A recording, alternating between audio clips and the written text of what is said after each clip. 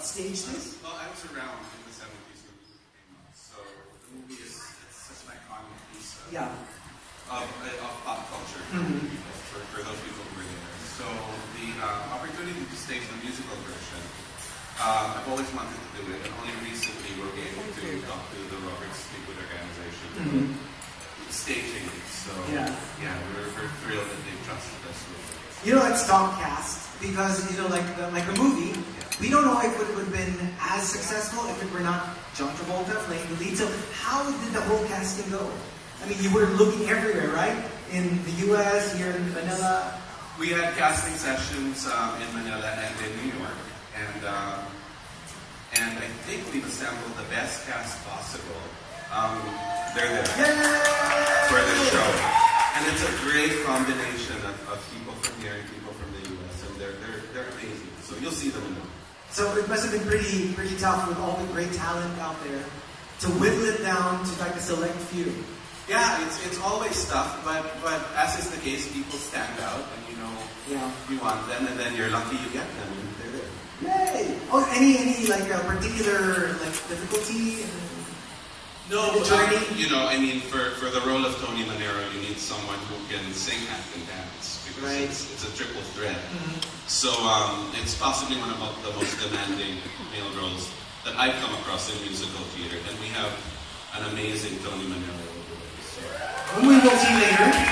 All right, so thank you, Bobby, but we'll ask you to stay on stage. Okay. We'll have this big thing with all our creative team. And next up, we have award-winning are dying to ask, you know, something as huge as Saturday Night Fever. How did you go about like sort of tackling the creative choreography for it? Well, Bobby and I got together, of course, and talked about how we can actually bring this to the stage and make it exciting and deliver what they did in the movie and kind of satisfy some of the moves, like the finger move. You know, we have to do some of that. And then also being able to kind of extend the dance to make it big and theatrical, and so I feel like we accomplished that.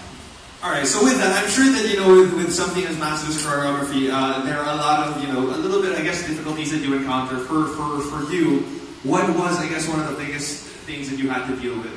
I'd say the most difficult thing was to not make everything look like typical disco dancing. So we had to create a lot of different dances in the club. So we have Disco Inferno, we have Night Fever, so we have to do the hustle, we have to do partnering. We've got to do things that feel like a little bit like Dancing with the Stars, just to kind of deliver that, because that's what people know, right? Yeah. So every time we were in the disco, we had to make the dancing feel different. And we did that. We also had to create a world on the street of Brooklyn. So we're dancing in the streets of Brooklyn, but not make that feel like something you do at a club. So did you have to do like creative research, like go out there and actually do a disco? I didn't have to do that, but I grew up in Brooklyn. Right. So I grew up in that neighborhood. So I knew that. So you know the feel. And I was around in the 70s. So I'll admit it. I was around in the 70s. Okay, it's like... All right, so there you go. Thank you very much. All right, if we can just have you stand over here first. All right, and next up we have Tony Award winner for Scenic Design. Let's welcome on stage David Gallo.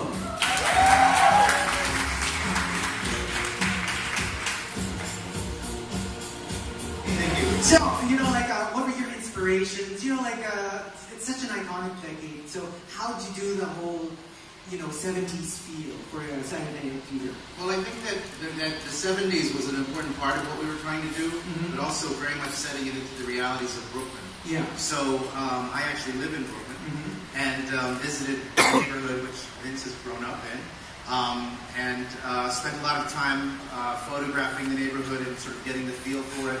I went to a lot of the iconic locations from the film, spent some time on the elevated trains.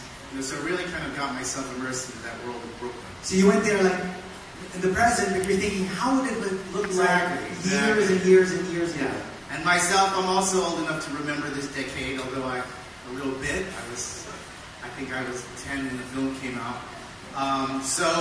Also did a tremendous amount of research and really immersed myself into the world. There's a lot of information available about the reality of these clubs, and specifically this one particular disco, the time and the place. And so I spent a lot of time, I think, just sort of getting myself looking at it through the sort of prism of history through my own research. And we heard this is the third time you're in the Philippines? And this is the third time that I'm here in the Philippines. Yeah, so what keeps you coming back? There we go. Nice. As I actually really like it here a great deal. Oh, really? I enjoy coming here. Not too hot? No, it's beautiful. Not too traffic? No, I'm from New York, so traffic. We have a lot of that. We have plenty of traffic, and no, I really adore working here, and I think that the people and the audiences really appreciate what we do, and I think musical theater has a wonderful audience here. So. Oh yes, we love it here. All right, thank you, David. Thank you. And next up, we have, let's talk to our next member of the creative team, acclaimed Broadway light designer, Paul Miller. Alright, so just to give you guys a little background, he was actually so busy already at the theater that we had to sort of steal him from the theater to get on over here to join us for a little bit. So thank you very much. So thank you very much, of course, for taking the time to join us. Just a few questions. I know that, like, you know, when Saturday Night Fever comes in, first thing that pops into your mind is, like, there are a lot of crazy lights in there. So, I mean, how do you deal with that? How do you, I guess, sort of, like, recreate that? First, good plug it in.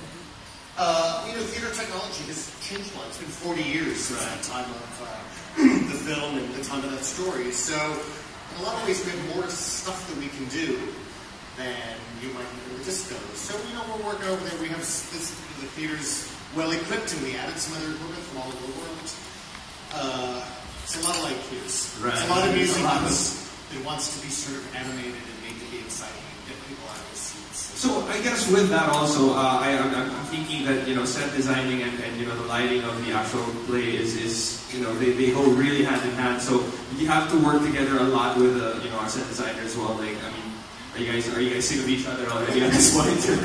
No, David and I spent a lot of time together at his place looking. He took these amazing photographs. I also live in Brooklyn, so I was familiar with that neighborhood, although I moved to New York slightly after that. But we spent a lot of time looking at photographs and translating that time and that place into making our own thing, sort of based on that. So we spent a couple days. All right. So with that, thank you again, Mr. Paul Miller, fresh off of the theater. All right, and of course, finally, we have one of the most preeminent aspects of the 70s was the fashion. Indeed, so, bell bottoms. Right? So let's call in award-winning costume designer, Eric Pineda.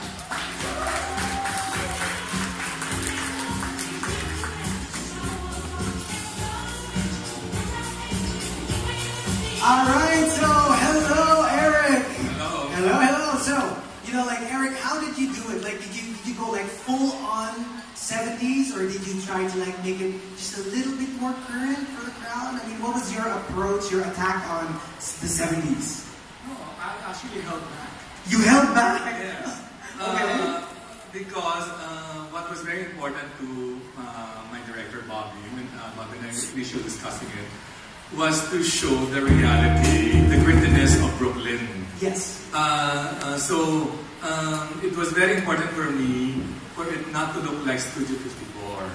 Okay. So we were at that time, we were on the wrong side of New York. Right. See, so it wasn't the glitzy, ritzy side of it. Yeah, so texture was really a great factor here, not just color and silhouette.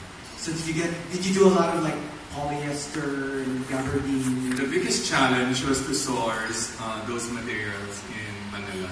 Oh, really? Yes, because there are very few left. So, earlier, Himoda was asking me if there were still banks and knickknacks around. Yeah. So we tried our best to recreate those cuts and fabrics. But I'm sure for a costume designer in the 70s it's a dream to do, because it's so wild, it's so crazy. I've been doing it since last year. I did a show for ABS last year that focused on the 70s. Is it a favorite of yours? Like one of the eras that's pretty close to your heart? I think it's because I've been around long enough to have an idea of what it was like. I remember watching Saturday Night Fever as a kid. Mm-hmm. So it was really pretty iconic. All right. So thank you, Eric. Thank you very much for sharing your time with us. All right. So can we have everybody?